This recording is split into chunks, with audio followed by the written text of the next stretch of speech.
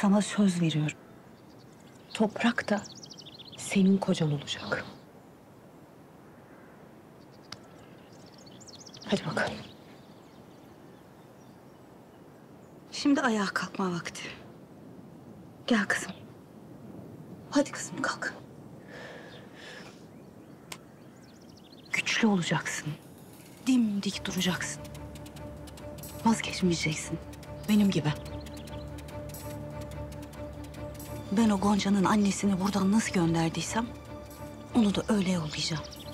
Nasıl yani? Gonca'nın annesini siz mi gönderdiniz? Ne yaptınız? Zamanla öğreneceksin kızım. Gonca'ya da aynı tarifeyi uygulayacağım. Canan Hanım, Arda Bey diye birisi geldi. Sizi görmek istiyor. Tamam kızım, arka bahçeye alın. Gördün mü? Kader ağlarını örmeye başladı bile.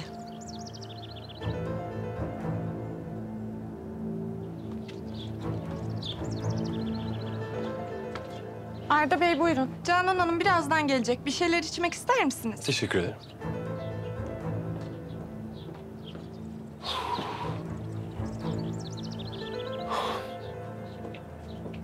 Hoş geldin. Merhaba. Ne oldu sana çocuğum? Kim dövdü böyle seni? Bir takım kendini bilmez şahıslar değilim. Geçmiş olsun. Hadi otur. Geçmiş olsun Arda. Sağ ol. Canan Hanım, Ece.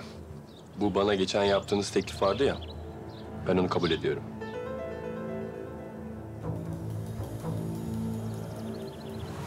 Eğer sen benim istediğimi verirsen, ben de senin faydana olabilecek şeyleri masaya koyabilirim. Bakın, Ece Hanım'ın Gonca'ya ihanet etmeyeceğimi çoktan anlamış olması lazımdı. Benim söylemek istediğim tam olarak o değildi. Bence siz gene düşünün. Canan Hanım, iyi günler. Arda, acele karar verme. Bence yanlış anladın sen. Otur biraz daha konuşalım bu konuyu. Ama bir şartla.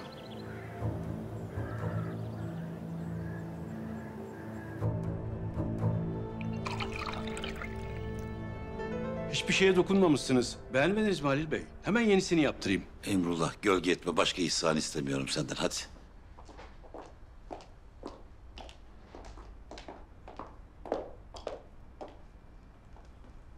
Pardon. Biz geçelim mi şöyle?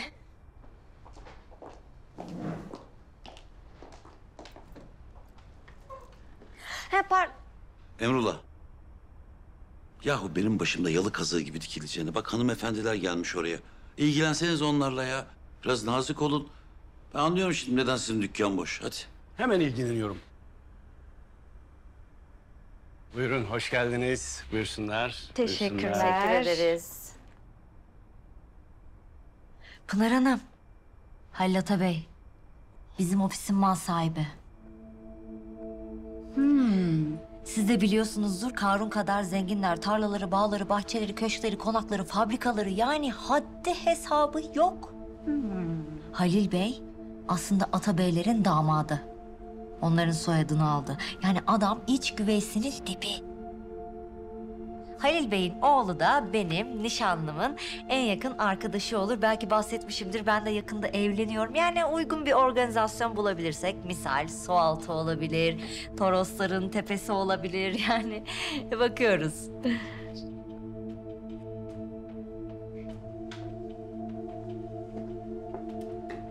Halil Bey, siz olmasanız kimse bizimle ilgilenmeyecekti. Rica ederim. Ne demek? Afiyet olsun. Tanışalım o halde. Ben Pınar Çağlayan. Memnun oldum. Beni zaten biliyorsunuz. Seni bilmez miyiz? Isparta'nın gülü, lavantası. Halil Bey, ben sizi aslında yakinen tanıyorum. Duydum ki sizin lafınız, sözünüz buralarda çok kıymetliymiş. Benim küçük bir maruzatım var. Yardımcı olabilir misiniz? Tabii elimden bir şey gelirse ne demek? Biz çarşı içinde Nurbanu Hanım'la birlikte bir ofis tuttuk. Yalnız mal sahibi o kadar fahiş bir kira istedi ki... biz de ödemek zorunda kaldık. Bak görüyor musun? Bunlar yüzünden Isparta'nın, Eğirdir'in adı çıkıyor. Hep rantçı bunlar hanımefendi. Kimmiş bu? Tanıyor muyum ben? Eğer tanıyorsam, elimden bir şey geliyorsa seve seve yardımcı olurum size. Söyleyin. Halil Atabey. Anlamadım. Evet, sizden bahsediyorum Halil Bey. Hani sizin şu çarşı içindeki yerinizden. Oraya emlak ofisi açmak için Pınar Çağlayan diye biri tuttu ya. İşte o benim. Ha. e, Şimdi Pınar Hanım, anladığım kadarıyla küçük bir yanlış anlaşılma var. Ben bu tür işlerle uğraşmıyorum. Benim avukatım var, Hidayet. Kendisi biraz açgözlü bir insandır. Herhalde o komisyonu fazla alabilmek için size böyle fahiş bir fiyat söylemiş. Biz şöyle yapalım. Hidayet'in söylediği rakamın yarısına ben konuşur, hallederim meseleyi. Siz merak buyurmayın. Çok teşekkür ederim Halil Bey. Tabii tabii, rica ederim. Sizin gibi müteşebbis hanımlara yardımcı olmak bizim boynumuzun borcudur.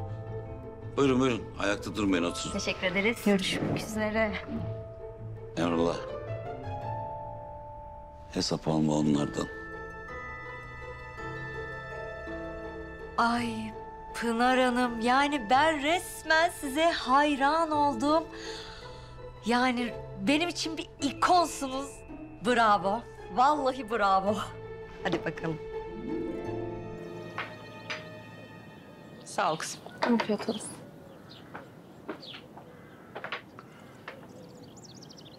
Gonca'ya zarar verecek bir şey yapmam. Bunu hatırlatmakta fayda görüyorum.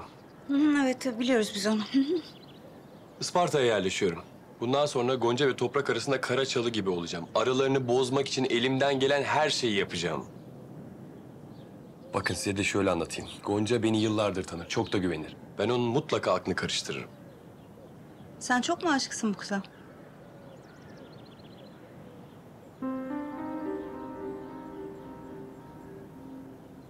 Tamam, o zaman şöyle yapıyoruz. Sen Gonca'nın dibinden asla ayrılmıyorsun. Madem Isparta'ya yerleşiyorsun, git o Gonca'nın eski püskü evinin oralarda bir ev tut kendine. Bak sabah kahvaltıyı Gonca'yla yapıyorsun. Akşam yemeğini onunla birlikte yiyorsun. Çarşıya onunla birlikte iniyorsunuz. İnsanların yanında da çok samimi davranıyorsun. Anladın? Anladım. Güzel plan da benim de ufak bir problemim var ve bunu da siz çözebilirsiniz. Nedir? Ben biraz nakde sıkışığım. Eğer bana bir miktar para verirseniz o bahsettiğiniz evi tutarım. Bir de iş ayarlarsanız kendi düzenimi kurarım burada. Ne kadar? 500 bin. Efendim? Şaşırmayın Canan Hanım. Bu ailenin aylık benzin parası bile daha fazladır. İyi tamam hadi öyle olsun. Tamam. Ben size IBAN'ımı yolluyorum. Bana gönderme Ece'ye göndersen onu. Ben de hemen Hidayet'i ararım. Bizim aile avukatı. Onun yanında da başlarsın çalışmaya tamam? Tanıyorum onu zaten.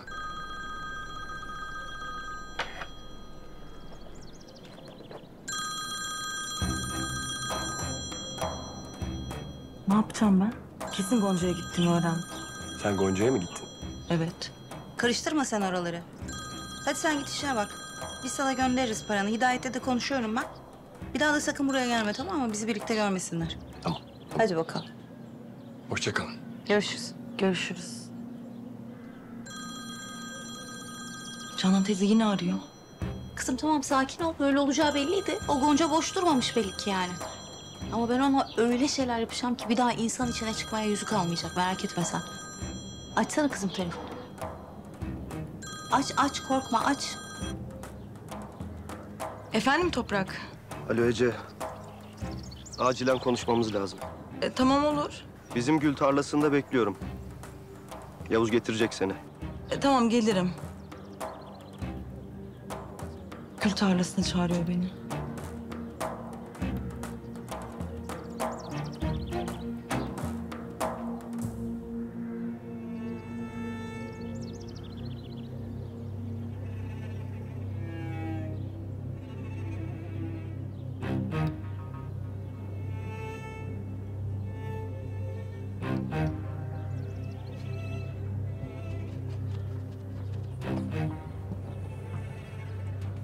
Ne kadar güzel resim.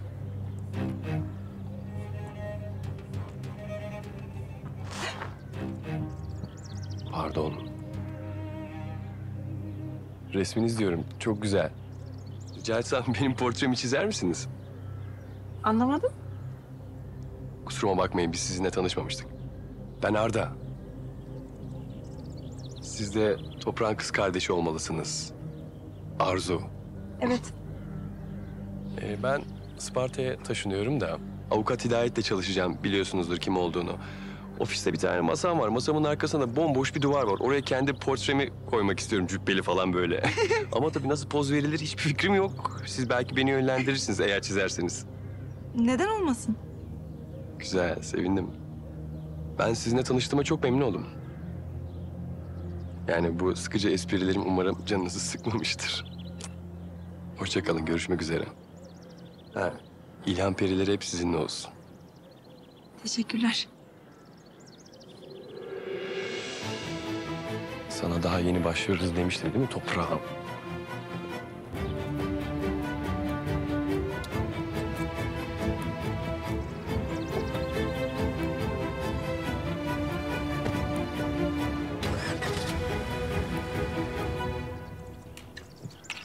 Kolay gelsin. Kolay gelsin. Hoş geldiniz. Sanki cennetten bir parça gibi burası. Isparta'nın gülü ayrı güzel, lavantası ayrı. Değil mi? Bak Gonca. Gel bak şimdi. Bu lavandayı birbirlerine çok sevenler hediye ederlerse ne denir bilir misin? Ne denir? Sadakat denir, bağlılık denir. Aşktır yani o. Lavdaktıra söyleyelim de Fatma Ana'ya lavanta hediye etsin. Kızım ben duyamadım. Sen bir şey mi dedin bana? Ne dedin? Bir şey demedim, ver biraz da. Ben koklayayım dedim. Ha, iyi ettin. Ana! Fatma Ana! Fatma Ana! Hoş geldin, sefalar getirdin. İyi misin? İyiyim, sen nasılsın? Ben de iyiyim hamdolsun. Bak, ben sana kimi tanıştıracağım. Ha? Bu Gonca. Gülümser'in kızı. Gülümser'in kızı mı? Ya. Baba, Gülümser'in kuzusu. Pamuk gibiymiş ya bu. Hadi ayakta durmayın, gelin. Girelim içeri, hadi gelin. Hadi gelin. Gel bakalım Buyurun. kızım, gel. Hadi gelin, gelin. Geç kızım, oraya otur. Geç. Fatma'na geç şöyle. Geçeyim bakalım bir. Gel kızım sen de. Otur kızım. Yalnız ben şeyi anlamadım. Burası kafe mi, tarla mı? Gözleme falan yapıyorlar. Ay ilahi. Gel kız otur hele. Sana Zeliha ablam bacın öğretiversin bakalım neymiş anlatsın. Ha kızım, bizim lavantalara Atabeyler çok düşük ücret veriyor. Biz de ne edelim? Tarlaya fotoğraf çektirmek için gelen turistlerden, gözlemeden, çaydan para kazanmaya çalışıyoruz. Hele o Halil Atabey yok mu? Oo, çok beter o. İflahımızı kesti vallahi. Ya gördün değil mi? Neden ben sana yalnızca kendin için değil, buralardaki bütün kadınlar için kalmalısın diyorum. Anladın mı? Ya resmen tekel olmuş bunlar ya. Seliha teyzem, sen bana detaylı bir şekilde anlatsana şu işi. Kuzum, olanı biteni bu işte. Bizim mahsulü Atabeyler çok ucuza alıyor. Allah razı olsun Toprak Bey'den. Toprak Bey'imin tuttuğu altın olsun. O olmasa var ya biz hiçbir şey yapamayız. O özel hesabından bize arada para vermese biz bu kadar da olamayız.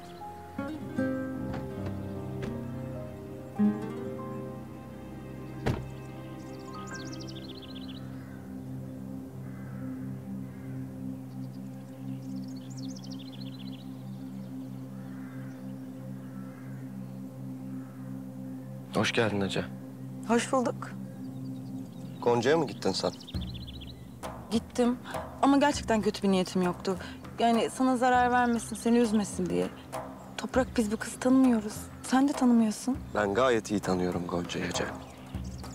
Onun ne kadar iyi niyetli, ne kadar temiz kalpli bir insan olduğunu çok iyi biliyorum.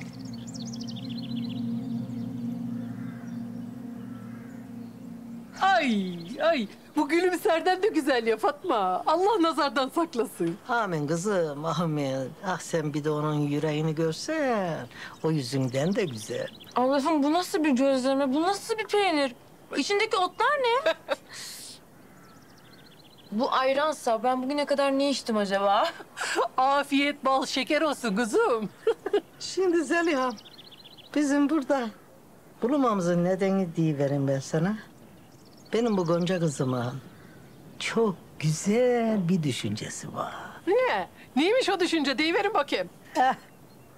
Şimdi o kendisi size anlatacak elbet. Ben bütün kızlar da çağırayım da buralara.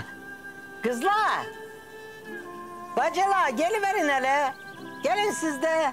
Katmerci neredesin sen? Gel hadi. Kız gelsenize. Size deyon. Ha? Gelin hele. Kızlar. Şimdi bu benim Gonca kızım. Benim evladımdır. Siz öyle bilin. Gonca'mın çok güzel bir düşüncesi var. Buralardaki hepimizin emeğimizin hakkını alabilmemiz için. Bu anlasın hep biz dinleyelim. Olur. Şimdi ben İstanbul'dayken çalıştığım bir projem vardı. Kadın istihdamı ile ilgili. Sonra buraya gelince Fatma Hanım da sağ olsun sizinle ilgili bütün sorunları anlattı bana. Ben de şöyle düşündüm. Birlikte el ele verip bu projeyi hayata geçirelim. Eğer siz de isterseniz tabii. Kısacası şu, bir kooperatif kurmak istiyorum. Annemden kalan 450 dönüm toprağım var. Orada gül ve lavanta yetiştireceğiz. Ve şöyle olacak, ürettiğinizi gerçek değerinde satabileceksiniz. Yani hak ettiğinizi kazanacaksınız. Zaten olması gereken de bu, değil mi? Kızlar ben kefilim. Gülümser rahmetli demez miydi? Hepimiz birlik olalım, hepimiz birlikte üretelim, hep beraber kazanalım demez miydi? Derdi vallahi derdi. Ama biz onun yanında olamadık ki. Rahmetliye hiç destek olamadık. Ama ben güveniyorum Gonca kızıma. Ona sonuna kadar destek veriyorum. Okumuş yazmış ne de olsa. Teşekkür ederim. Kız bacılar ne dikelip duruyorsunuz öyle? Gefilim diyorum ya ben. Fatma'na kefilse hakkımızı alacaksak ben de destekliyorum. Zaten ben de nefret ediyorum o kılıksız Halil Atabey'den. Al benden de o kadar. Ben de varım. Oh, hadi hayırlı olsun ama hayırlı olsun. Hayırlı olsun. Sen aşık olmuşsun. Tutulmuşsun resmen.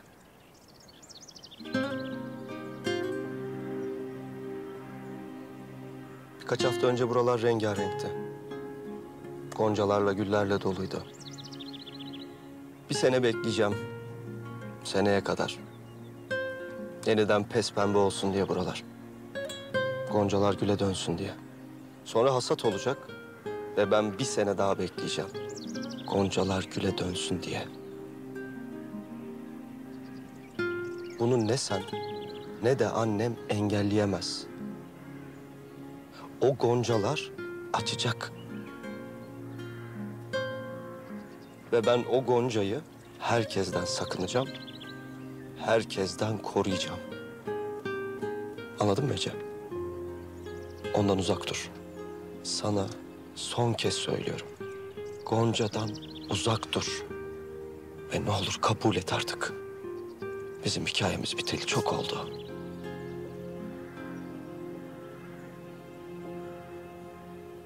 Pes etmeyeceğim Toprak. Seni yeniden kazanana kadar elimden gelen her şeyi yapacağım. Ece.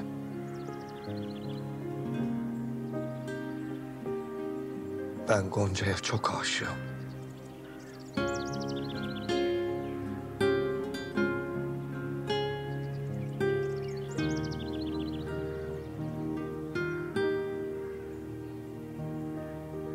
Yavuz Ece Hanım nereye isterse oraya bırak.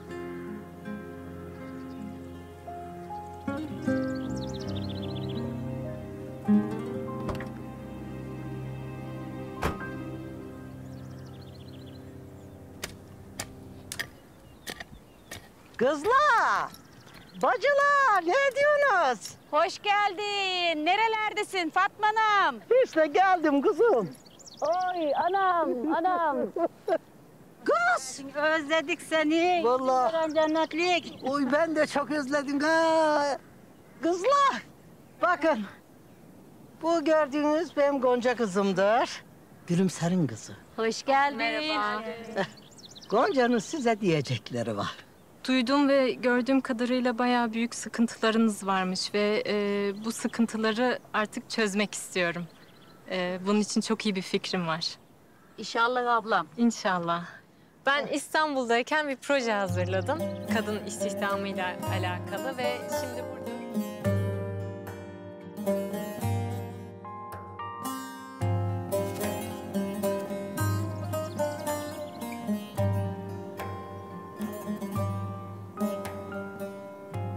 Ben bugün Tahir Bey'le de konuştum.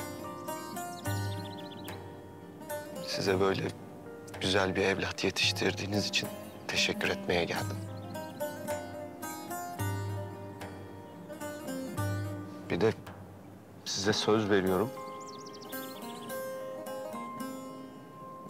Gonca'yı her şeyden, kendi ailemden bile koruyacağım. Gerekirse babamı, dedemi, annemi karşıma alacağım. Yeter ki o üzülmesin.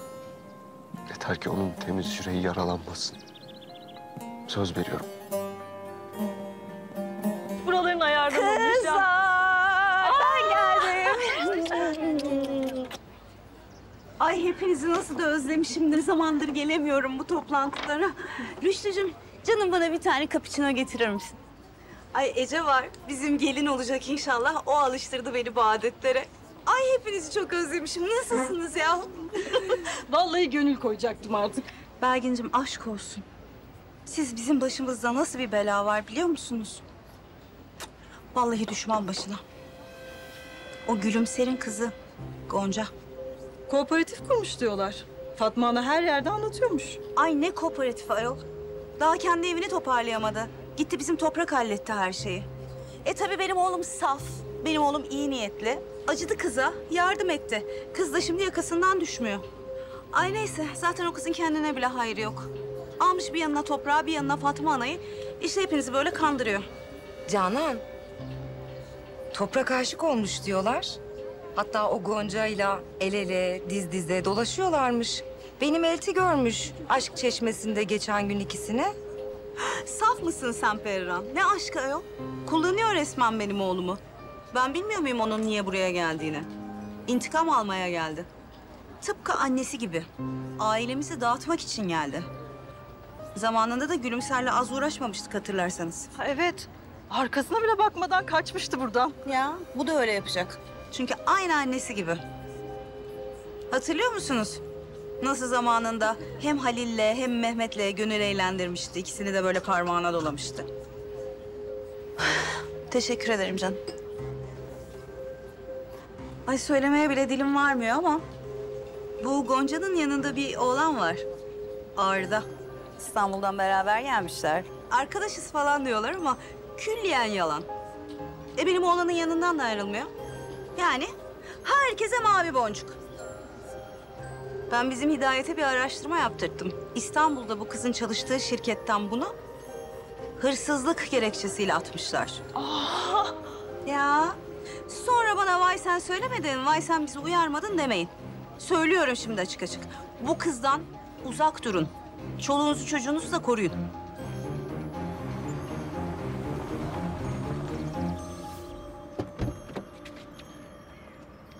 Yalnız benim burnum çok iyi koku alır. En iyi parfümü, esansı hemen anlarım. Ha bak sen hele. Aferin. Kız. Fatma Ana. Ay, kurban olsunlar sana. Hoş geldin. Ay yavrum, anangil nasıl? İyiler, daha iyiler Fatma Ana. Bak ben şimdi seni bir tanıştırayım. Bu Gonca kızım. Hoş geldiniz. Merhaba. Bu da Zeynep kızım. Hoş geldiniz. Bunların ikisi de benim kızlarımdır. İşler nasıl gidiyor bakayım? Vallahi iyi diyelim, iyi olalım Fatma Ana. Durumları biliyorsun işte. Biliyorum elbet. Bilmem mi? Çok mu kesat işler? Yok mu müşteri? Kız anlatıversene. Hadi anlat Gonca'yı. Biz hep Atabey'in ürünlerini satıyoruz. Onlar sattığın için de işte böyle bomboş sinek avlıyor sen dükkan. Halil Atabey lavantadan elde ettiği yağın, parfümün, esansın en iyilerini hep yurt dışına satar. Bize de bu ikinci sınıf ürünleri kalır. Onların müşterisi de belli tabii. Son gönderdiği partiye büyük bir zam yapınca o müşteri de ayağını kesti. Neden başka bir markayla anlaşmıyorsunuz? İkinci bir markayı raflara koyamayız ki. Halil Bey çok kızar. Her taşın altından da bu adam çıkıyor. Şimdi bak kızım. İyi olacak hastanın ayağına doktor gelivermiş. Hadi Gonca anlatıver. Isparta'daki üretici kadınlarla birlikte bir kooperatif kurmayı düşünüyoruz ve ürettiğimiz ürünler için de dükkanlara ihtiyacımız olacak. Sizin burada satabilir miyiz ürünleri? Ha? Kız ne düşünüp duruyorsun öyle arpacık kumrusu gibi? Ben kendi ellerimle yağları damıtacağım diyorum. He? Sen gör bak o zaman burası nasıl böyle kum gibi kaynıyor müşteriyle. Sen gör sen ne satışlar yapıyorsun. Allah aşkına şunun bir kokusuna baksanıza ne biçim kokuyor. Kız ben bunun nesine bakayım? Böyle işte boz bulanık bir şeydir bu. Yavrum bak bunun esası böyle berrak olur, saf olur. Ama bunu yapanın içi saf değil. İçi karanlık, içi karışık. İşte o zaman da böyle oluyor. Ateş olsa cürmü kadar yer yakar. Takacağım sepeti koluna. Herkes kendi yoluna. Canan. Bir söylenti var ortalıkta. Atabeyler batıyor diye söylüyor herkes. Ay bu ne saçmalık. Olur mu canım öyle şey? Kim uyduruyor bunları? Hayatım, biz de sizinle aynı işi yapıyoruz değil mi en nihayetinde? Kocam söyledi. Hatta Fuat diye biri varmış. O fiyatları bayağı düşürmüş. Sizin bütün müşterilerinizi de elinizden almış. Çekemeyenler söylüyorlar bunu yavrum. Hasetlerinden uyduruyorlar. Yoksa durum tam tersine. Elimizdeki işe güce nasıl yetişeceğimizi bilemiyoruz. Ece var ya demin bahsettim gelinim olacak. Onu bile çalıştırıyoruz fabrikada o derece yani. Kızcağız düğün hazırlıklarına başlayamadı. Ay neyse. Kızlar unutmadan yarın bir davet veriyoruz. Hepinizi bekleriz. Geliriz tabii ki. Çok güzel. Hem o Gonca Toprak'la Ece'nin ne kadar ciddi olduğunu görsün. Düşsün oğlumun yakasından. Hem de ailemizin, şirketimizin başarılarını kutlayalım. Hadi bana müsaade. Kalkıyor musun? Şekerim yarın davet var. Onca hazırlık malum. Bekliyorum hepinizi unutmayın. Kendine iyi bak hayatım. Görüşürüz canlarım. Bye. Kız Belgin, bunlar hakikaten batıyorlar herhalde anacığım. Baksana, kahvesini ödemeden kaçtı.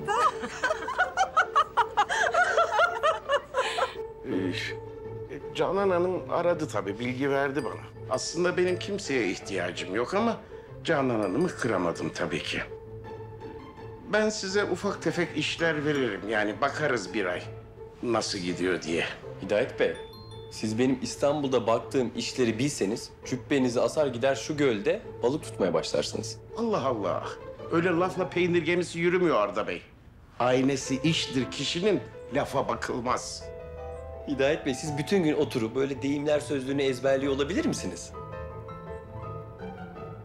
Bu arada bu ofisin dekorasyonu tam bir facia.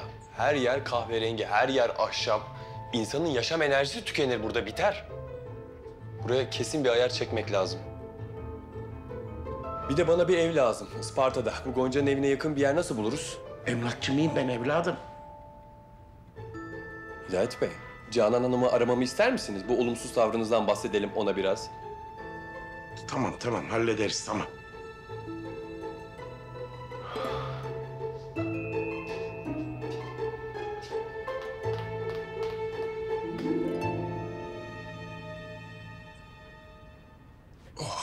Rahatmış ha. Ne yapıyorsun sen evladım? Orası benim yerim. Kalk oradan, kalk. Koltuk rahatmış ha. Masa da geniş şöyle. Bana da böyle bir masa yaparız değil mi Hido? Hido mu? Alınma lütfen ya. Hidayet çok uzun. Hido daha böyle sevimli, daha kısa. Kulağa da daha iyi geliyor ha? Yaparız değil mi? Peki tamam. Ona da tamam peki. Canımsın. Son. Bana Arzu Atabey'in telefon numarası lazım. Onu bulabilir misin? O niyeymiş? Ya sen anlamazsın. Boş ver. Sanat sepet işleri. Bulman lazım.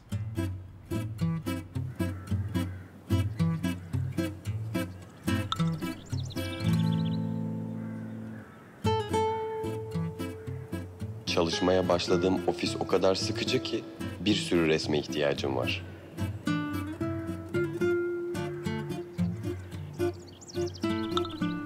Durum çok acil, en kısa zamanda görüşmek dileğiyle.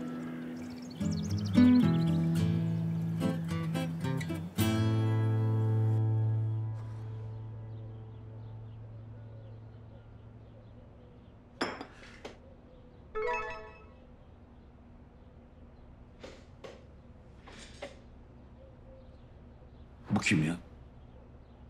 O. Pınar Hanım. Kiradan da şimdi o kadar çok çöktük kadının üstüne. Arkadaşlık seni kabul edeceğiz mecbur. Bakalım.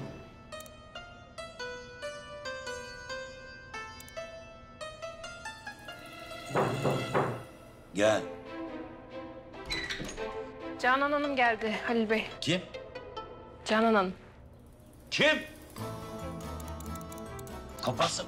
Funda bana çay getir. Ne oluyor Halil? Niye o bilgisayar öyle kapandı? Hangi bilgisayar? Halil.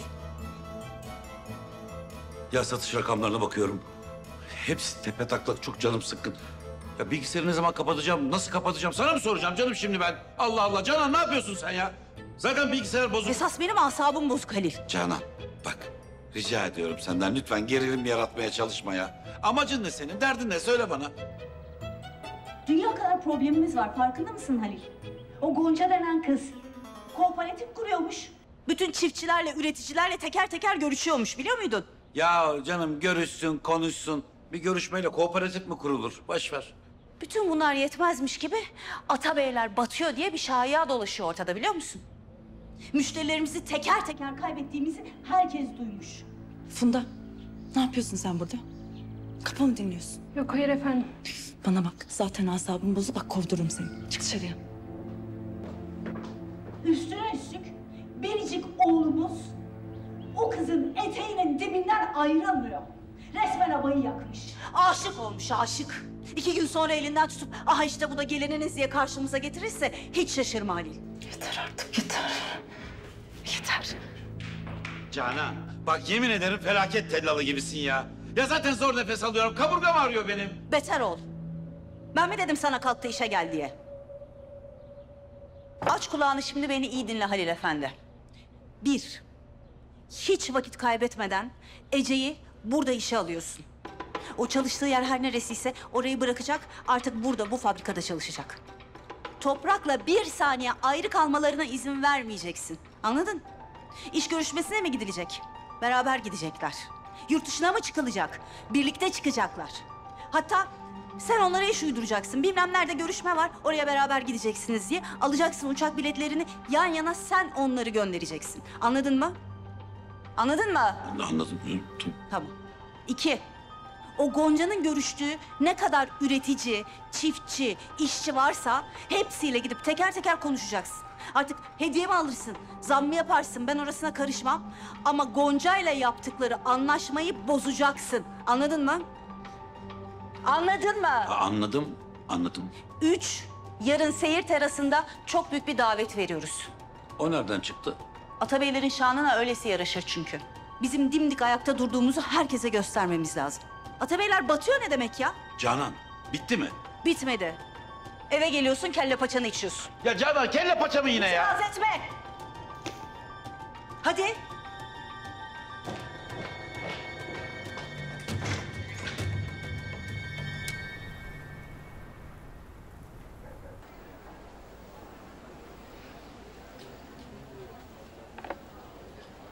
Nasılsın iş dünyasının imparatoriçesi, emlakçıların sultanı? Aşkım çok mutluyum, çok da gururluyum. Ali, 100.000 lira için teşekkür ederim. Ne demek aşkım? Sevdiği için bir şey yapan erkek kılıbık erkek değil, kalbi ılık erkektir Nurbanım. Ya şu duruşa, şu asalete, şu karizmaya bak. Parti kurup oy verelim kız. Aşkım bak ne yapacağım biliyor musun? Eğirdir'in ve Isparta'nın bütün çehresini değiştireceğim. Tarihi yapıyı bozmadan rezidanslar yükselteceğim göğe doğru. Eski evleri tamir ettireceğim. Köşklerimizi, konaklarımızı renovasyona alacağım. Hatta eski evleri dekore ettirip turizme açayım diyorum. Açar mısın? Açarsın. Sonra da basarız imzaları. Sen bize buraların en güzel evini bulursun. Mutlu mesut yaşar gideriz.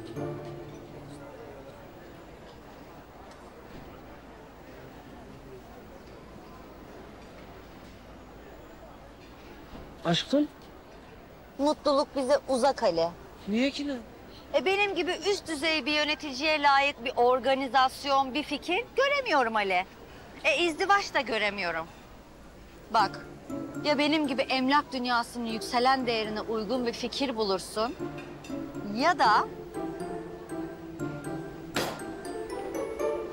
elveda. Elveda mı?